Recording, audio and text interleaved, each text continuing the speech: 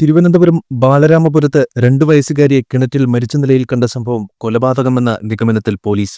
കുട്ടിയുടെ അമ്മാവൻ ഹരികുമാർ കുറ്റം സമ്മതിച്ചു.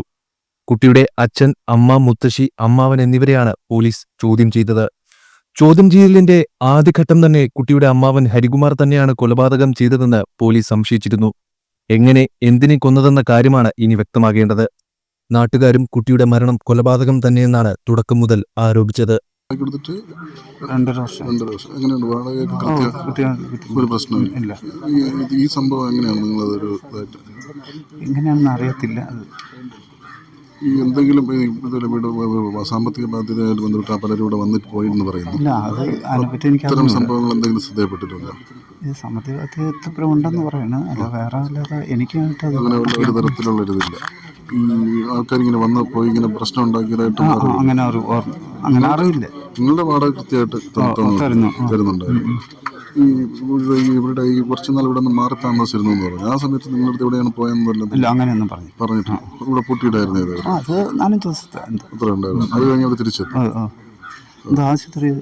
ആശുപത്രി പോയെന്നാണ് പറഞ്ഞത്.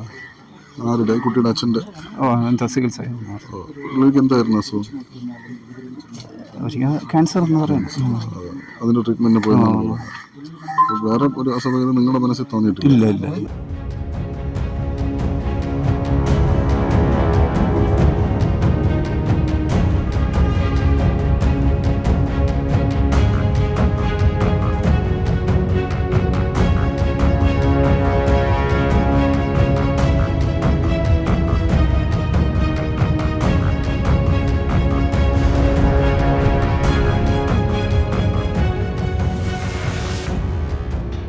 ആ സമയത്താണെന്നാണ് അറിവ്. വെളുപ്പിന് ആ സമയത്ത് ഇവിടെ ആൾക്കാരൊക്കെ പുറത്ത് ഉണ്ടായിരുന്ന സമയത്ത് എപ്പോഴാണ് ഈ സംഭവം നടന്നത്? വെളുപ്പിന് 5:30-6 മണി ആ സമയത്താണ് നടന്നതായിട്ടാണുള്ളത്. 6 മണിക്കകത്ത്.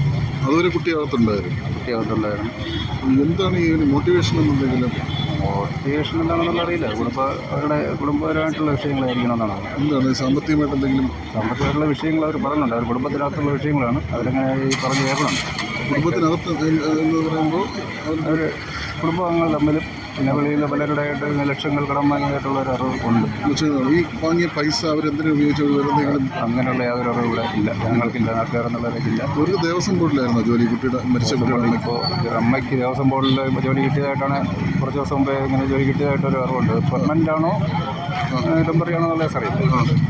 ഈ കുട്ടിയുടെ അച്ഛനും ഇവിടെ തന്നെയാണ്, കൂടെ തന്നെയാണ്. അച്ഛന് ഒരു കുറച്ച് കാലം കൂടെ പിണക്കത്തിലായിരുന്നു. എന്നാലും മറ്റു കാര്യങ്ങളിൽ ഡൈവേഴ്സ് അങ്ങനെയുള്ളതൊന്നുമില്ല. അവർ തമ്മിലുള്ള ചെറിയൊരു സ്വരച്ചേർച്ചയിൽ ഇടയ്ക്കിടയ്ക്ക് നിലവിൽ വരും. അങ്ങനെ ഒരു സാമ്പത്തികമായ ബുദ്ധിമുട്ടുമായി ബന്ധപ്പെട്ട് സാമ്പത്തികമായി കടം വാങ്ങിയ ആൾക്കാരെങ്കിലും ഇവിടെ വന്ന് പ്രശ്നം ഉണ്ടാക്കിയതായിട്ട് എന്തെങ്കിലും? നേരത്തെ ഈ കുട്ടിയുടെ ഇപ്പോൾ മരിച്ച കൊച്ചിൻ്റെ അപ്പം മരിച്ച സമയത്ത് ഇങ്ങനെ ഒരു ചെറിയ സംഭവം ഉണ്ടായിട്ടാണ്. ആ സമയത്ത് ആൾക്കാരിങ്ങനെ പലരും അങ്ങനെ വന്ന് ചോദിച്ചിട്ടുണ്ടായിരുന്നു. ഇല്ല, ഇത് ആരാണ് ചെയ്തതിരിക്കും എന്നുള്ള എന്തെങ്കിലും ഒരു ഇത് ഉണ്ടോ? ഇതിനെപ്പറ്റി വ്യക്തമായിട്ടുള്ള ഒരു ധാരണയില്ല. കാരണം കുടുംബക്കാർക്കകത്തുള്ള വിഷയങ്ങൾ തന്നെയാണ്. അതിന് മറ്റ് വെളിയിൽ നിന്നുള്ള ഒരാൾ ഇതിലോട്ട് അയാളുടെ തന്നെ ഇൻവോൾവ്. പോലീസിൽ നിന്ന് കിട്ടുന്ന ഒരു എന്താണ് സൂചന? എന്താണ് ഇത്? പോലീസ് ഇതുവരെ യാതൊരു റിപ്പോർട്ടും തന്നിട്ടില്ല. ഇതിനെപ്പറ്റിയൊന്നും അറിഞ്ഞിട്ടില്ല, ഉള്ളതെന്ന് അറിയില്ല. കാരണം ഇവരിപ്പോൾ 4 പേര്, കൊച്ചിൻ്റെ അച്ഛനും കൊച്ചിൻ്റെ അമ്മയും കൊച്ചിൻ്റെ അമ്മുമ്മയും എൻ്റെ മാമനും, ഇവരെല്ലാം ഒരു വീട്ടിൽ തന്നെയാണ്. അവരെല്ലാവരും ഒരു വീട്ടിലായിരുന്നു. അവർ പോലീസ് സ്റ്റേഷനിലാണ് കസ്റ്റഡി. പോലീസ് ക്വസ്റ്റ്യൻ ചെയ്തുകൊണ്ടിരിക്കുന്നതായിട്ടുണ്ട്. മറ്റൊന്നും അറിയില്ല. സംഭവം ഞാൻ അറിയുമ്പോഴേക്കും ഒരു 6 മണിയോളം സമയമായി. 6 മണിക്ക് തന്നെ ഞാൻ വഴിയിൽ നിന്ന് രാവിലെ മോർണിംഗ് ജോക്ക് നടക്കാൻ പോയിട്ട് വരുമ്പോഴേക്കും എന്നോട് പറഞ്ഞു. അങ്ങനെ ഞാൻ അപ്പോൾ ഇവിടെ എത്തിയതാണ്.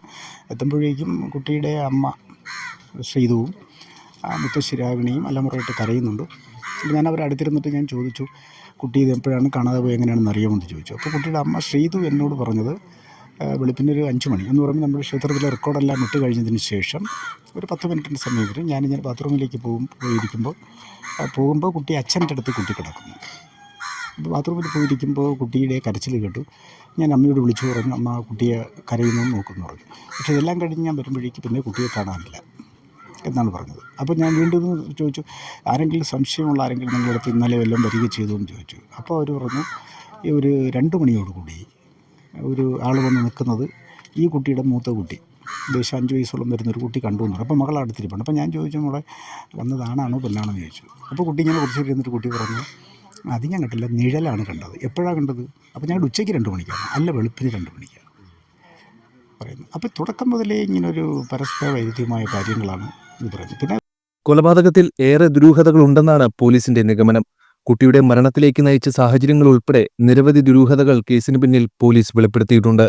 അമ്മാവൻ ഹരികുമാർ കുറ്റം സമ്മതിച്ചതിന് പിന്നിൽ മറ്റു കാരണങ്ങളുണ്ടോ എന്ന് പോലീസ് അന്വേഷിക്കുകയാണ്. കൊല നടത്തിയതിനു ശേഷമാണോ കുട്ടിയെ കിണറ്റിലിട്ടതെന്ന സംശയവും പോലീസും നാട്ടുകാരും ഉന്നയിക്കുന്നുണ്ട്. കുറേക്കൂടി കാര്യങ്ങൾ കേസിൽ ഇനിയും വ്യക്തമാകേണ്ടതുണ്ടെന്നാണ് പോലീസ് പറയുന്നത്. എന്തിനു കൊന്നു എന്ന കാര്യത്തിൽ ഇതുവരെ വ്യക്തത വന്നിട്ടില്ല.